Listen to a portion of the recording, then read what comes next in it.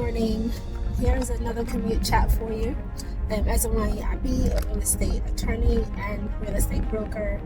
And today I'm going to talk to you guys about your separate property. And I'm speaking to the single people.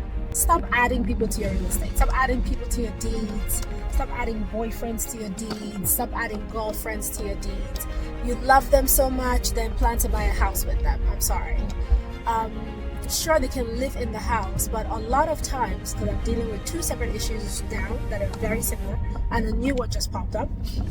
A lot of times when you're dating someone, especially in the first 2 years when you're all passionate and the dopamine levels are so high and you're so excited and it's so loving and beautiful and you just want to do everything together, it's fantastic. But let's kind of try to separate our emotions and the chemical imbalances from logical decisions, real estate investments, and things like that. Because what happens is sometimes the relationship doesn't work out, and people get to show you who they are, or the alter egos that they have when the relationships don't work out. I have a situation right now where a woman added a boyfriend to her property, and after 4 years, they are separated. He has now gained 50% interest in the property. She is the only one on the mortgage, and he, maybe after some ChatGPT time, understands that he is not responsible for the financial issues, if there are any, but that he gets 50% of the property sale value. So he is willing to have the property go into foreclosure. Her credit will be ruined. He is not helping pay the bills, and she needs to make some different decisions for herself. So the legal issue becomes, do we go for a partition, which is to force a sale of the property, or does she have to sort of buy him out to get responsibility for the property? Either way, it's a mess. It's a mess. This was a separate property. They aren't married. But once again, if you're married, you can have a prenup that keeps your separate property separate, or you can choose to buy another house with your spouse. I have those situations too, when certain men have called me and said, you know what, she has a separate property, we don't want to do that, but we're going to buy this together, or I want to add her to my property as my spouse, and I understand that that will be converted to community property, and these are my rights or my responsibilities, and these are her rights once she gains that 50% interest as well. My point is, whatever the relationship is, you do want to be sure to separate your personal feelings and emotional feelings and all of that from logical decisions. And if you decide that that is what you want to do in terms of blending things and handing over your real estate, then I don't know, get a contract. Talk to an attorney that can, or me, that can work with you on the real estate advisory point, and also help you with a contractual document that establishes what the relationship structure is going to be like.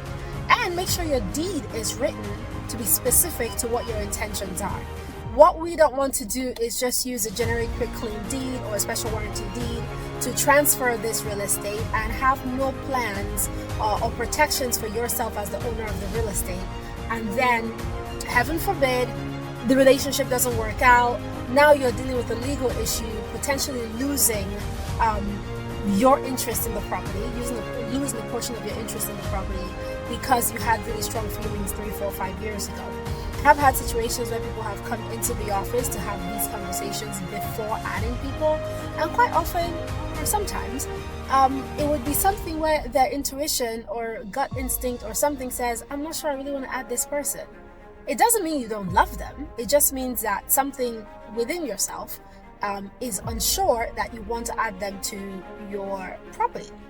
You can love them and go into a situation together. You can love them and decide, okay, maybe I want to sell this, use the money for something else, or maybe interest rates are really terrible right now. I can't sell it. I don't want to sell it. It will make sense for us all to live together. Then get a contract in place. Get an agreement that protects your interest. Doesn't mean you don't love the person, and I know, because if you talk prenups, then it shows, well, you don't love. No, it doesn't mean that. It just means that life can be complicated, and you want to make sure that you're making the right decisions for yourself. I mean, I even have an instance of a mother that added her child to the property, and her child has now caused her to lose property that she was trying to save for retirement, because the child is irresponsible and has taken on debt and used the property for collateral because her name was on the deed.